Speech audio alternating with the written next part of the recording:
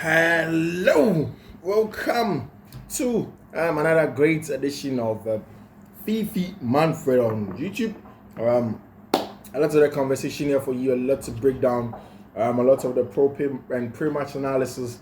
There are games on Wednesday, it's already Monday. We'll start going into the pre-match analysis for you, a lot of the things that are going on. I mean, that's the Monday. I'll tell you about who was my excellent player for the weekend and my excellent pick. In that regard, for me, it's that brilliant job that Hakan Çalhanoğlu has been doing at Internazionale Milan with Simone Inzaghi. I think that as it stands now, he's the best midfielder in the world in terms of controlling possession, controlling of games, lying deep as a deep line playmaker, dictating the pace of games and being excellent on and off the ball. Your man Hakan Çalhanoğlu is excellent at the job that he's doing, and he has the right to get all the applause that he's getting as it stands now from Internazionale Milan. And that's midfield of himself, Nicolo Barella, and then Hakan, Henrik Mkhitaryan is excellent, and they tend to be getting the job done. This is Fiifi-Manfred on YouTube. This is how we welcome you to today's show. Like, if you've not subscribed to the channel, I think that you need to do so now. Subscribe to the channel, and then do turn on notification. It's imperative that you do turn on notification, and then we do hear from you. We want to analyze every other thing that's going on. Who is going to replace Mauricio Pochettino if he happens to leave Chelsea? There is a possible replacement for Xavi in Hansi Flick. Where does Chelsea go from here? The reports are that Mauricio Pochettino isn't under immediate threat. His job isn't under immediate threat. But really, there are issues that maybe by summer he may be relieved of his duties if things do not change. He is planning on changing the shape from 4 at the back to 3 at the back to paper over the cracks. That's a positive and also a negative. I'll tell you about that. But hey, thank you very much for joining me on Fiifi-Manfred on YouTube. So let us get straight into the conversation. So first of all, let us talk about Barcelona and then Xavi Hernandez, and then the fact that today reports are coming from Germany that Hansi Flick is one of the people that are leaning towards a Barcelona job, and I don't know if Hansi Flick is going to fit the Barcelona job. I think that Hansi Flick fits more of a job like Manchester United than the Barcelona job. I think that somebody like Roberto De Zerbi, per his ideas, per the league that is going to play in, is going to fit the Barcelona job better in terms of the control of games, building up of games, being excellent on and off the ball, what he gives his teams. I think that Roberto De Zerbi is going to be the guy that will fit the Barcelona job better than someone like Hansi Flick. But then there are reports that it looks as if the Barcelona board are in some long conversations with Roberto De Zerbi, with Hansi Flick, and they may be looking at getting him in there to come and playing for them. So it's not just about Hansi Flick going to Barcelona, but is it going to work the long term?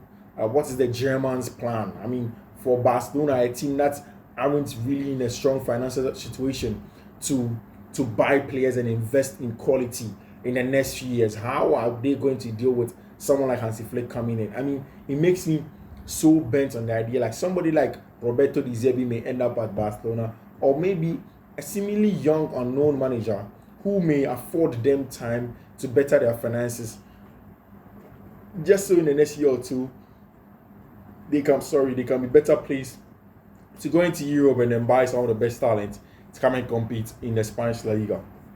But even not so, it's going to be difficult because, hey, Hansi Flick is a top guy. He wants to win now, especially after everything happened with the German diamond shaft. And the fact that he's not going to be able to lead them at the Euros. Julian Nagelsmann is there. He would want a job of the quality of Bayern, of Germany. But also he wants the players of that standard, of that quality, and that's what makes me think that maybe he may not get into the Barcelona job as it stands now. Now, there's a lot of conversation around Chelsea, and we delve into it one after the other. And we start from, yesterday I started this. I think that if Mauricio Pochettino is leaving Chelsea, or is going to be sacked from Chelsea, then Chelsea sporting directors need a lot of questions. Because how is it that, in terms of the squad building, Stewart, Wayne Stanley, and then Shields have failed at building a squad, failed at waiting for the manager? Because if they knew that Pochettino was going to be the manager, then the kind of players that they bought didn't fit Pochettino's style of play. But again, the conversation is that a lot of these football sporting directors want to move away from buying specific players for coaches. I mean, they want to buy players that fit a certain style of play and then get a coach that can play that style of play. Then it was already wrong for you to get Mauricio Pochettino, because obviously Mauricio Pochettino wasn't going to play the kind of football that you expect him to play with this kind of football, with this kind of players. It is more direct, more transitional, more vertical under Mauricio Pochettino.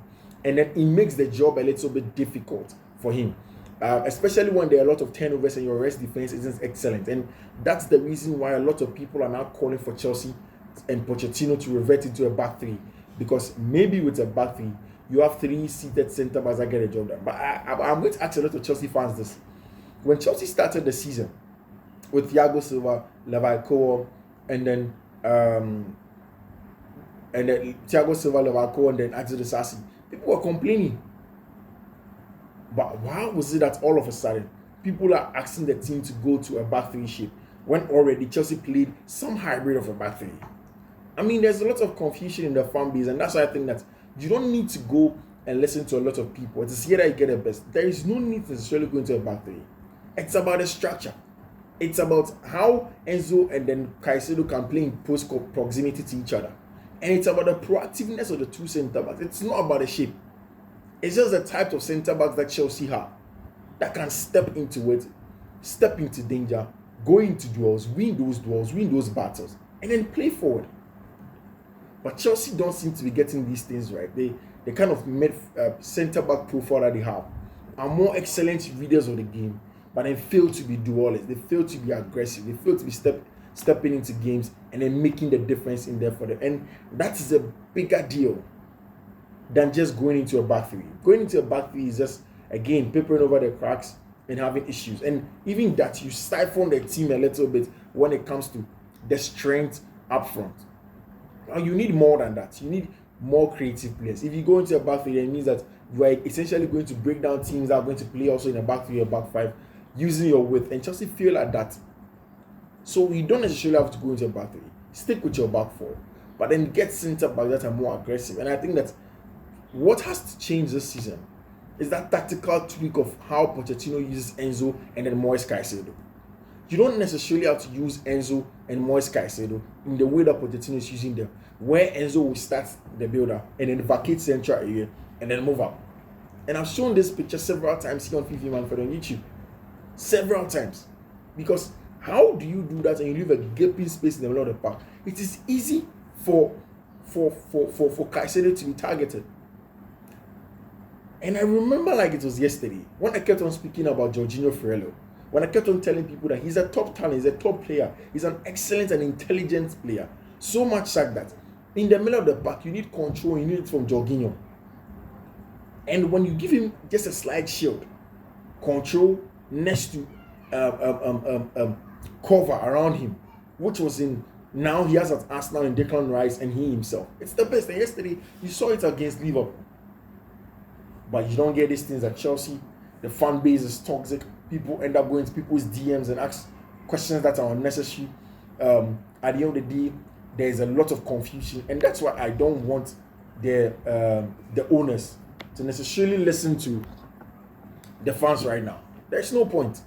Because everybody's saying what they want to say. But people just can't pinpoint on what really the problem is and how Chelsea should solve it.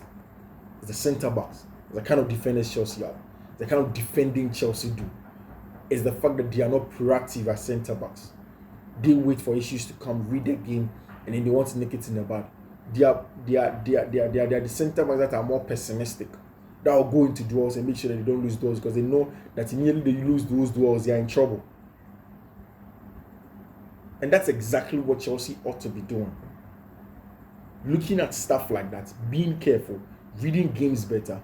And I mean, people keep on asking who should be the replacement of Mauricio Pochettino. I hear that if you look at Baghdad Egbali really loves Hansi Flick.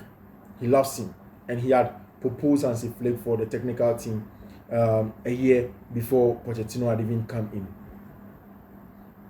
Yes, fast forward, Chelsea didn't get him, but there's also De Zerbi. There's also Julian Nagelsmann. I've said it that For if by the time the Euros is over, if Chelsea don't get these guys, maybe they'll be getting someone like Julian Nagelsmann. I'm hearing Ruben Amorim, but Chelsea essentially doesn't need a floor raiser. You need a ceiling raiser. You need a top-notch person. You need somebody that has almost everything that you need in the coach, not another coach that comes in, raise the floor, and nothing else again. There is more to do in this Chelsea team, and I think it's just an issue of time. There's a lot that has to be changing in there for Chelsea Football Club. So, guys, this is Joe Curtin. Thank you very much for choosing me. I'll see you. Bye.